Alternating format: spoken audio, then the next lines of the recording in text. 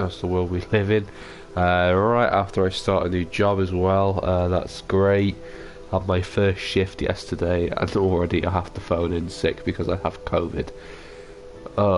Anyway, not what I'm here to talk about in this stream. I want to talk about my thoughts on The Walking Dead The Walking Dead, the final season, part 2. I finally caught up with the show. I think it was on Wednesday. I binged all 8 episodes of part 2. I waited for a while because I was just going to watch it with my family, but then I kind of thought, oh, hang on a minute. I'm not going to be here when the series ends. I'm going to be off in uni, so I'll probably be finishing the series alone. Which, you know, it sucks, but at the same time I thought, oh, I might as well catch up to speed with it now for when the ending of the show does drop on Disney Plus as well. Which is, I never thought I'd be watching The Walking Dead on a Disney streaming service. That's quite bizarre. Although it does make me kind of annoyed that I got the Blu-rays, because I really enjoy watching the whole show on those Blu-rays. Now I have the whole show for free on Disney Plus. So if I want to watch like past episodes, I'll just stick my Blu-rays in because they're really cool. Actually, they are really cool looking actors. Just got to get my Rick on. Please persevere with the sniffles. I know it's horrible, I know it's annoying, but it's just what I've been dealing with like all day. So, where do I start? My thoughts on The Walking Dead, the final season, part 2. The start of part 2 was really, really strong, picking up from where part A left off with the whole Reaper storyline, where you know, Daryl, Maggie, they were trapped behind like the firecracker things. I don't know what they were called, but basically it started off from where we got to with that, and then just wrapping up that arc with or it wasn't so much wrapping up. I guess it was more finalizing that arc with the whole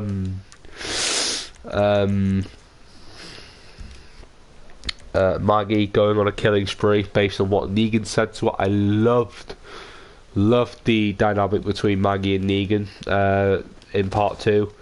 I feel like a lot of the conversations between them in part 1 had a massive impact on Maggie's decisions going forward. I feel like Maggie, this is why I'm excited for Isle of the Dead.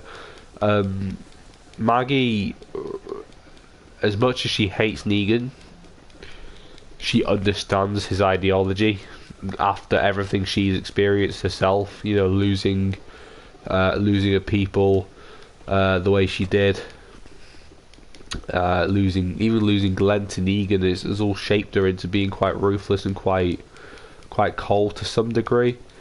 So the conversations both Maggie and Negan have had have made that quite visible, and I'm honestly quite glad that we've now had that driving point for Maggie's character. It's been needed, in all fairness. It really has been needed. So yeah, Negan is just been one of my favourite characters all season, to be honest. I think he's just been really fun to watch. He's one of my favourite characters of the whole series. I was one of those that was really upset when Glenn died, because I loved Glenn. Which is why I do find it difficult to rewatch old episodes, because of the fact that, you know, I've got to watch Glenn die again. I've seen that episode twice. Actually, I think I've watched it more than twice. I think I've watched it 3 times, and every time I just hate Negan again. But then I watch him progress. I'm like, no, hang on a minute, I love this guy. He's such a good character. If I'm being honest, probably one of the best villains, best characters this series has ever had.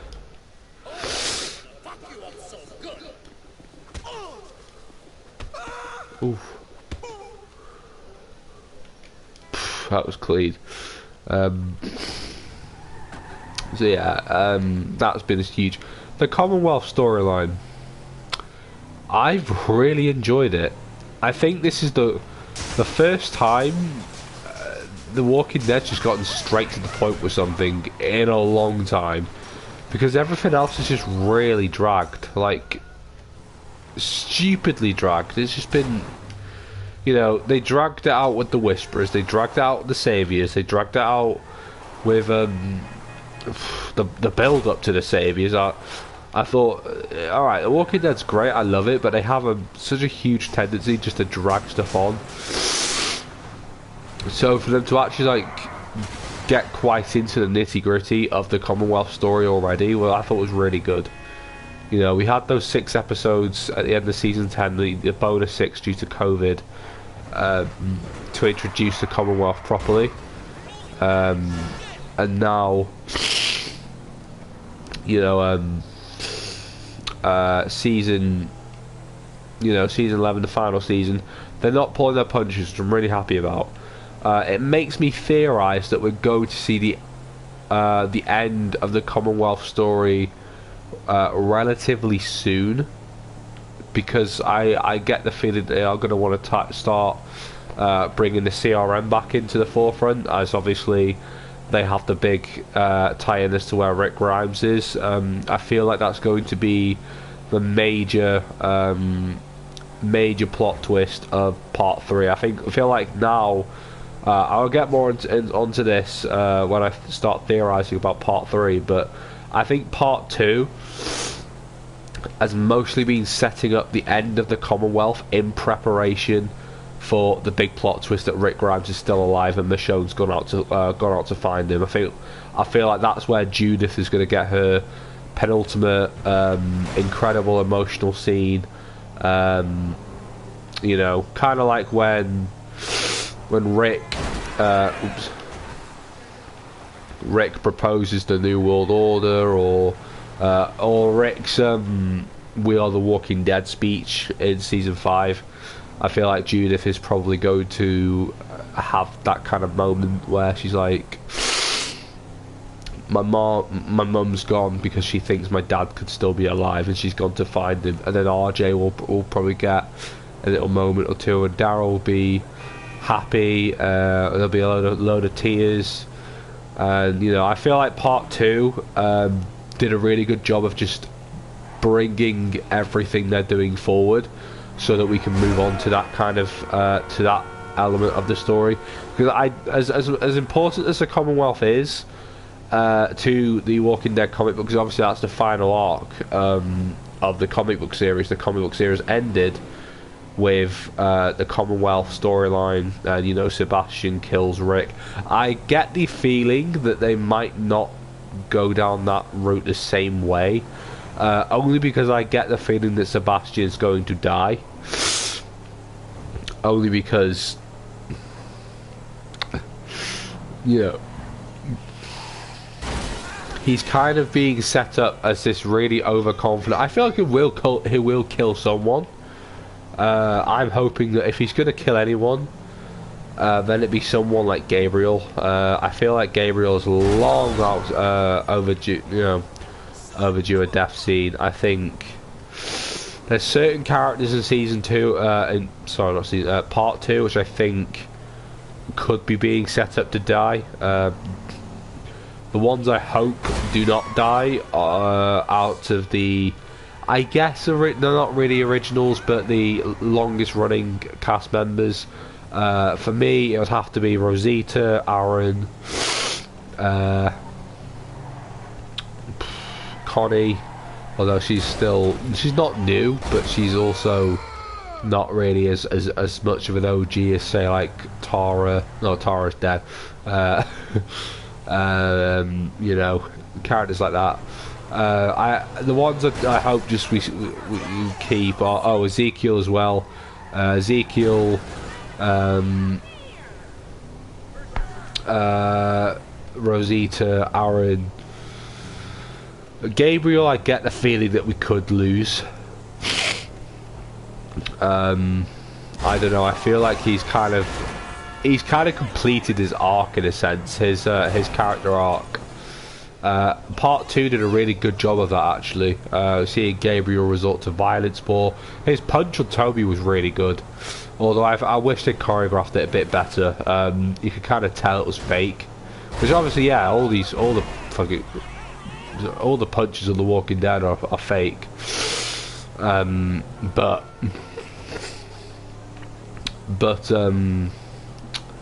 you know, I get the feeling that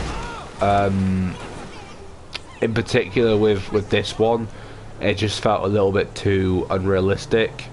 It was a good punch, but I wouldn't put it in my top 10 or even top 20, The Walking Dead punches. Which, if I had the editing software, I would happily make it. And I really would. Like I do with my TellTale Fight Scenes series. Like, I'd love to post some of the Walking Dead punches we've seen, even though they're ordered online. I just title it differently and stuff. But yeah, in terms of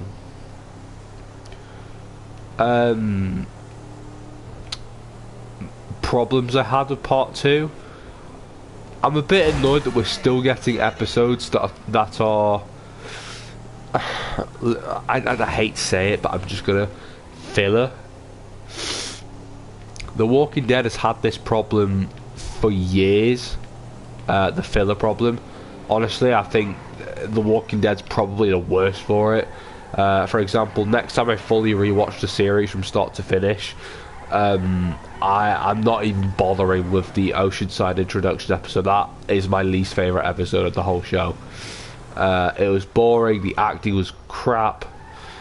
I just don't want to entertain it, honestly. I think it was absolutely atrocious, that episode. You know, I never want to touch that one again. The only significant filler episode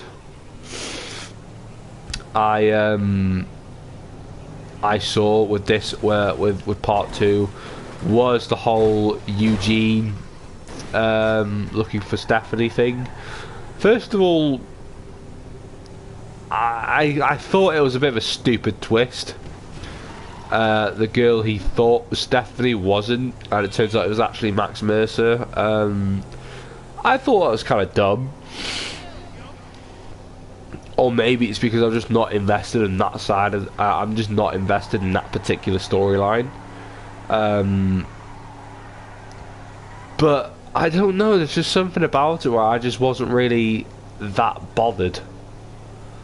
I really wasn't. Like, I wish I was, but like, there's the possibility that it's because I just generally don't care for Eugene that much. Although, credit where it's due, Josh McDermott's acting in episode, I think it's episode 14, when he's having the massive breakdown at Lance. The acting there was so good. Oh my god, his acting in that particular scene was just fantastic. If we got that kind of performance from Eugene more often, I would feel so much more like engaged. The only reason I have just a little bit of enjoyment from Eugene is the feeling that I get the feeling that he's autistic or has some form of Asperger's, which I really hope is true, because that would make me feel a bit more represented. But that's only a theory, really. It's not been confirmed, so the fact I'm kind of relying on a theory to find some form of enjoyment from a character is a little bit disappointing in my eyes. So, you know, could it be setting up for Eugene's possible death? You know, I think anything's possible. We are in the final season now, and Eugene is one of the last OGs to one of the last OGs. I feel like if anything's going to, if we're going to get departure slash I guess resemblance from the comic books, I do get the feeling that we're probably going to see Eugene die, but also Sebastian die as well. So maybe it's like another I forget what, or maybe where Beth never did, So obviously Beth tried to kill Dawn, the policewoman.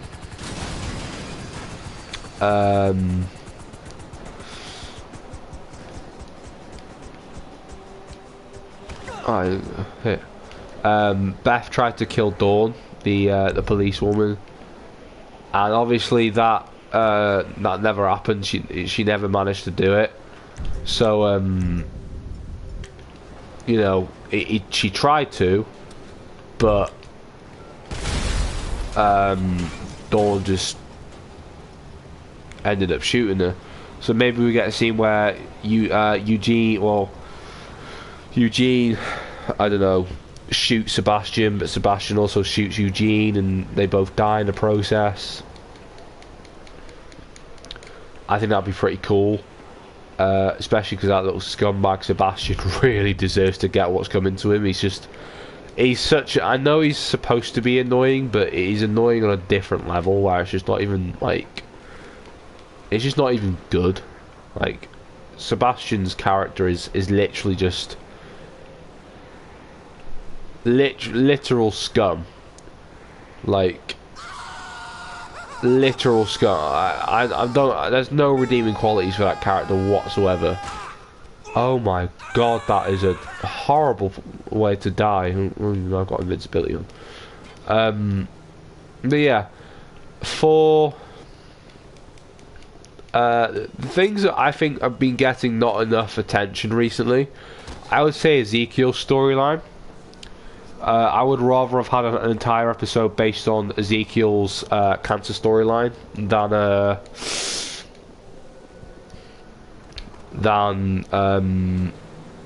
whatchamacallit.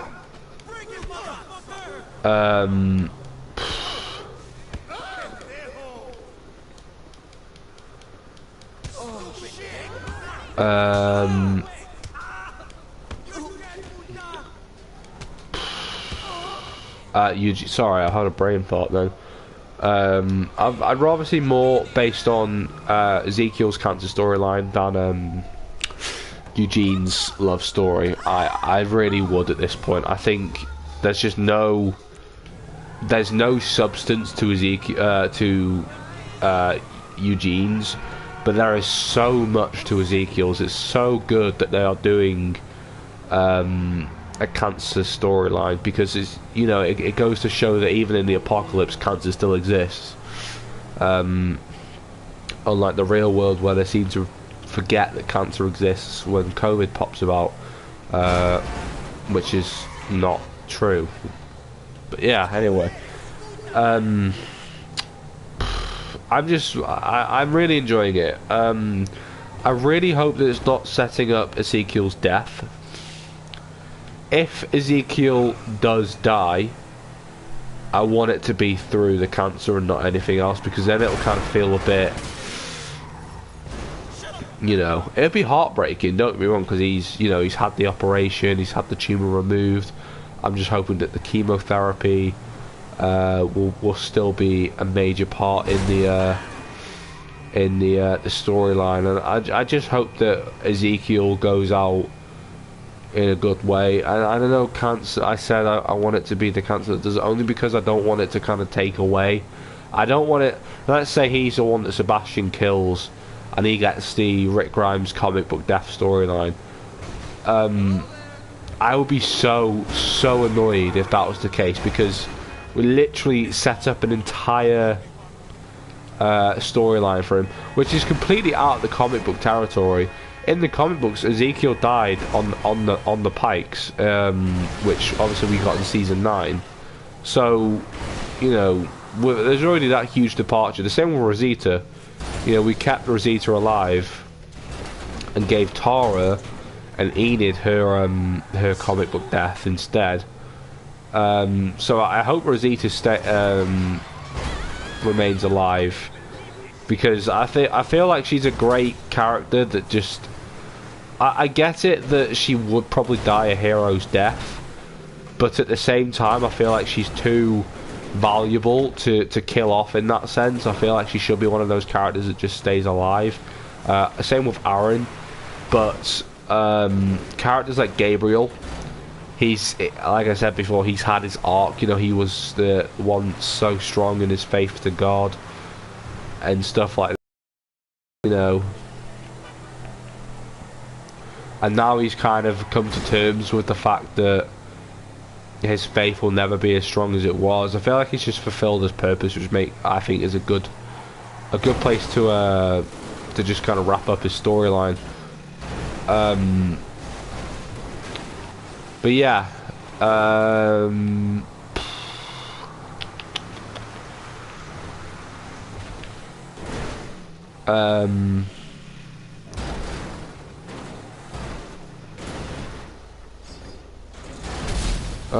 there you go. Yeah, there. Move away before it starts to burn me. What else did I have to say about part 2 before I move on to part 3? I'm a bit gutted we didn't get much Judith storyline, much Judith this part. But then again, I feel like they're just saving it for part 3.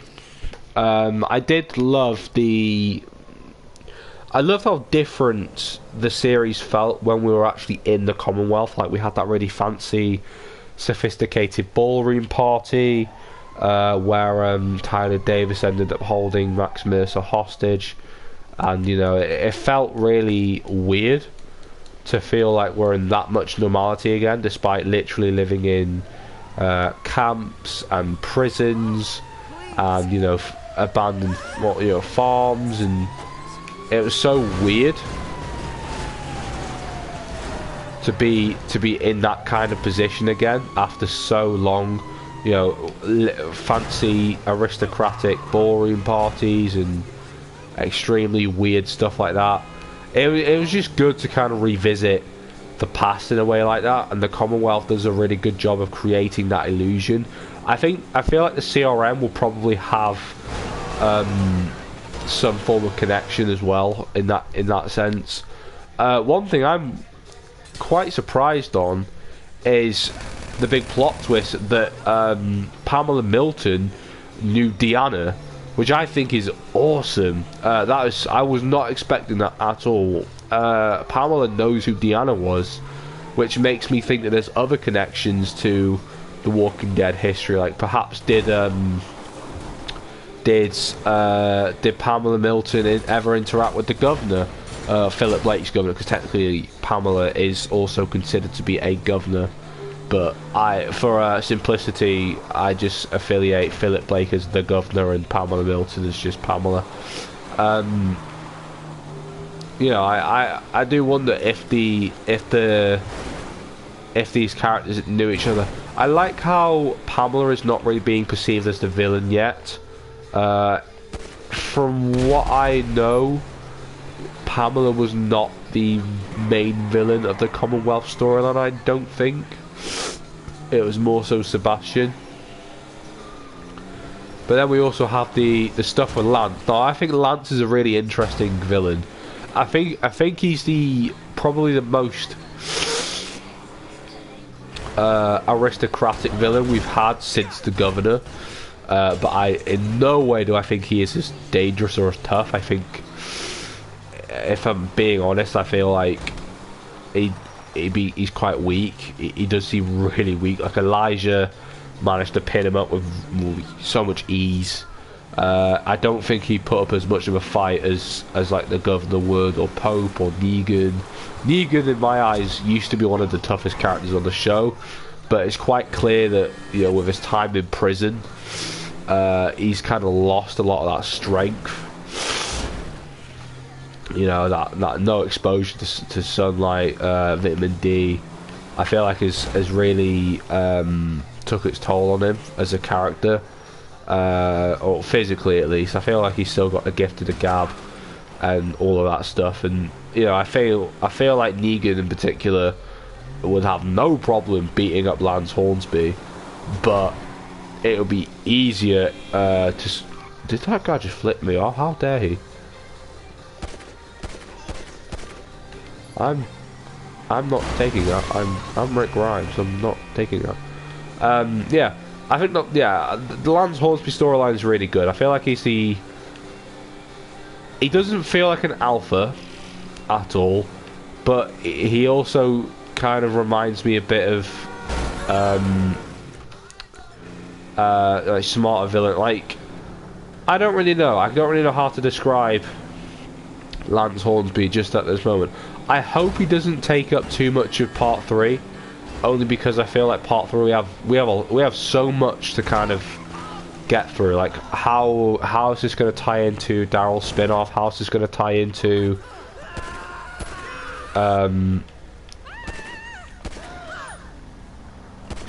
are we going to set up the Daryl spin-off? How are we going to set up Isle of the Dead? Who's going to live? Who's going to die? How does everyone find out Rick Grimes is still alive? Etc. etc. You know, is Rick going to come back? Is Michonne going to come back? There's still so much we have to get through in terms of preparing for the true end of the series. I feel like if we spend too much time on Lance Hornsby, then we're going to take away quite a lot of that, which you know,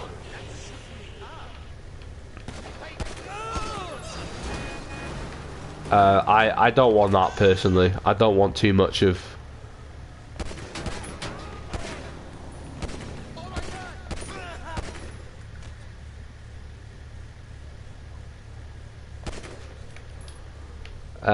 yeah, sorry.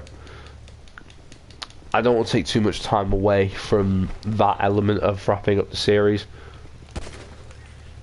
In terms of where I would like part 3 to go, I've got a lot of things I personally want to see to wrap up the series.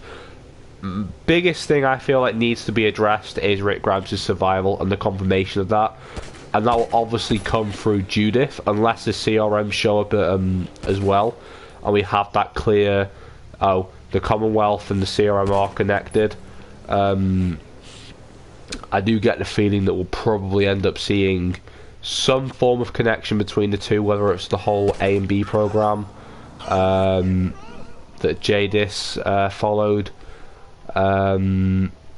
or we have World Beyond tie-ins, or whatever it may be. Perhaps even Fear the Walking Dead crossovers with Morgan or something. I don't really know.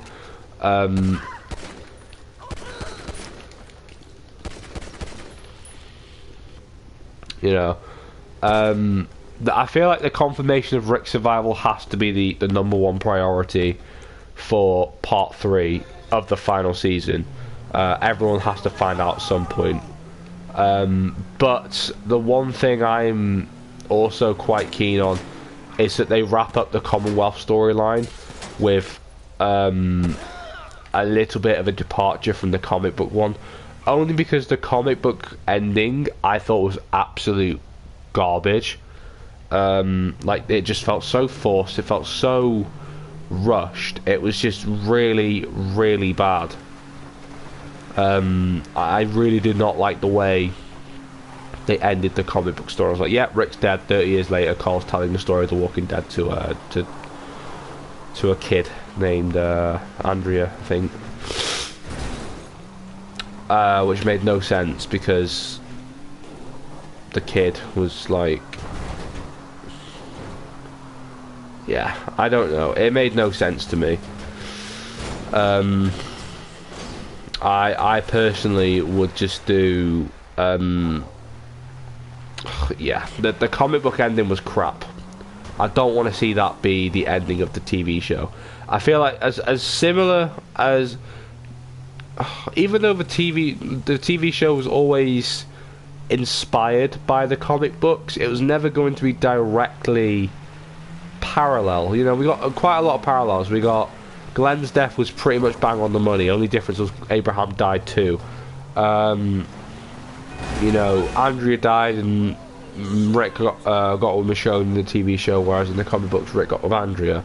Michonne got with Ezekiel in the comic book universe, and whilst they referenced that in the TV show, that all they ever had was one kiss. So, you know, there's so much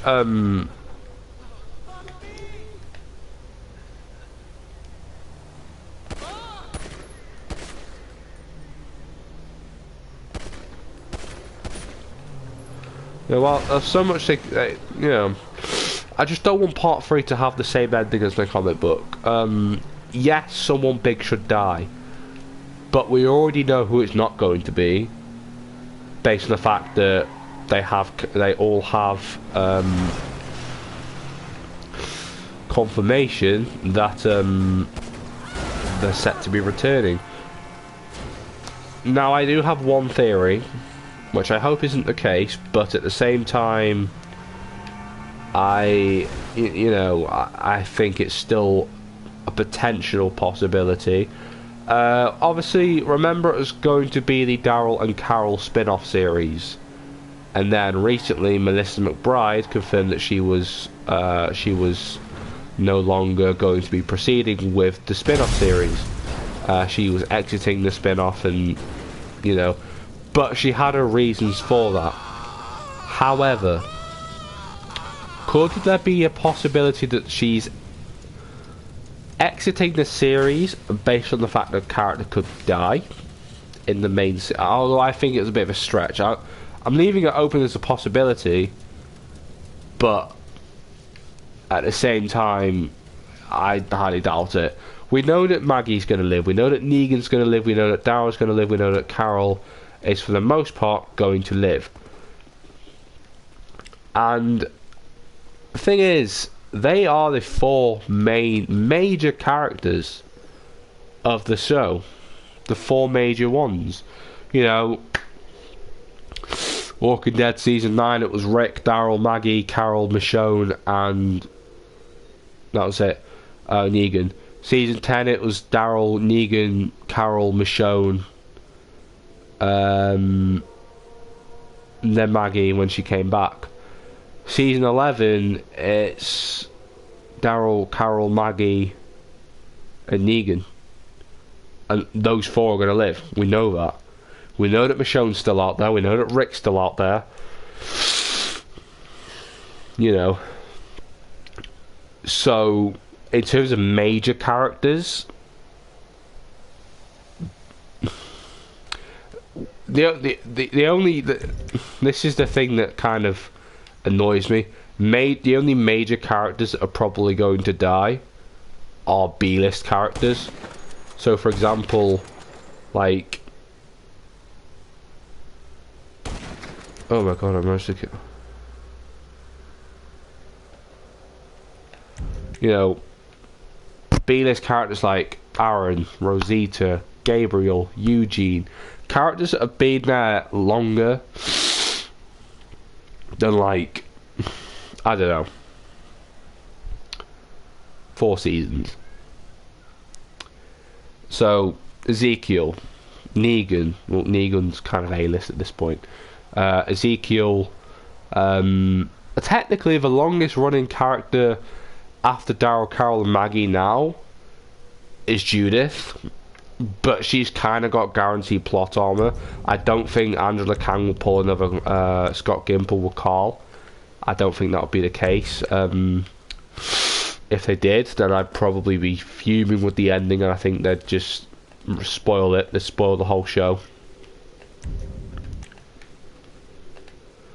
But then again, that's never stopped them before.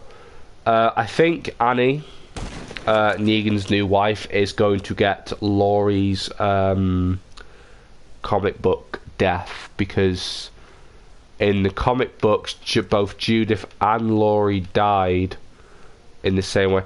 I feel like that's going to happen to then spark the return of old Negan, or Negan's former savior. So I don't want to see it too in depth, because then it will kind of retcon what we got in Here's Negan, which is one of my favourite episodes. But at the same time, I do think it's a potential possibility.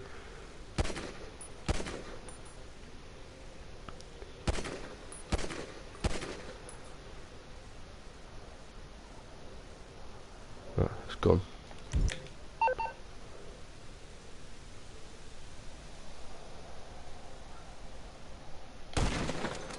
First try. Oh my god. I do feel like that's probably going to be a significant possibility. We see Annie take Laurie's comic book death, which I think will be a bit late to do now, but it would be good to kind of see that that trigger for what makes Negan go absolutely crazy, and potentially even see a good way to fuel the connection between him and Maggie, and see him connect and bond together. That would eventually lead him into Isle of the Dead. Maggie will then kind of she will then take pity on Negan, and they will kind of work together to overcome both of their grief. And I think Negan will probably show a lot more remorse. And also, I do feel like in part 3, if we see a time jump, then we're going to see more between Herschel and Negan. Because that was a scene in part 2 I absolutely love. Going back to my thoughts on part 2, I actually forgot to mention this. The scene between Herschel and Negan almost made me cry. That is such a... No matter how good Negan has become of a character, both morally and just enjoyment wise, we are always going to remember him as the man that killed Gabe. Not Gabe, Glenn. We're always going to remember him for that, no matter how hard we try not to.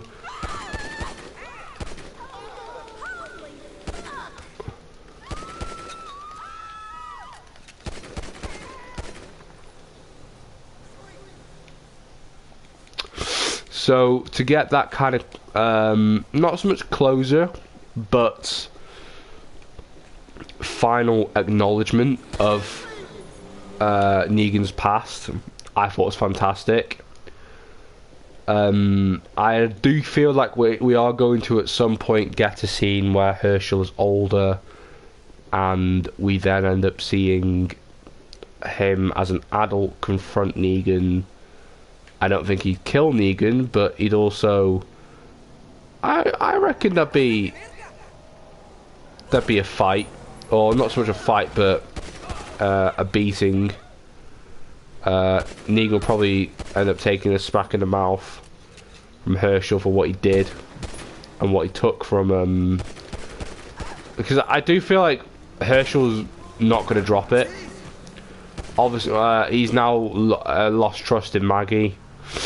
He doesn't want to be held by Maggie. He doesn't want to talk to Maggie. That's something that's going to have to be addressed, I think, in part 3. And yeah, I think part 3 is going to be very much more drama based than the other seasons, which I'm really looking forward to. I'm completely down for more drama, more action. You know, I think it'll be really good. I'm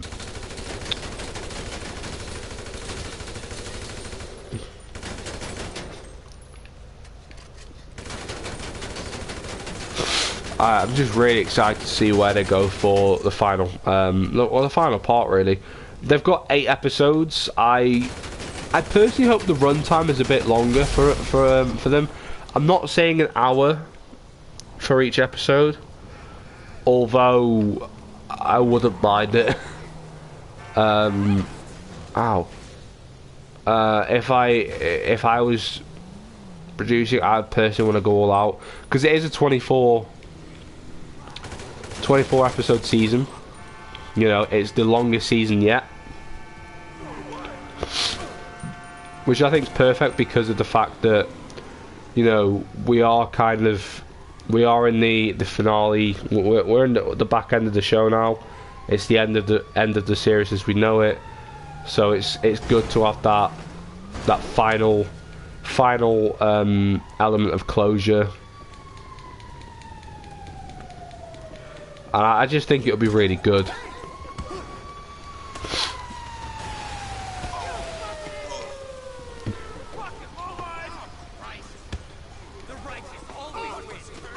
But yeah, that's where I'm going to leave it for this thoughts video. I don't really want to talk too much because I just don't really want to do myself in more than I already have done. I'm absolutely shattered. COVID's knocked me for 6, and yeah.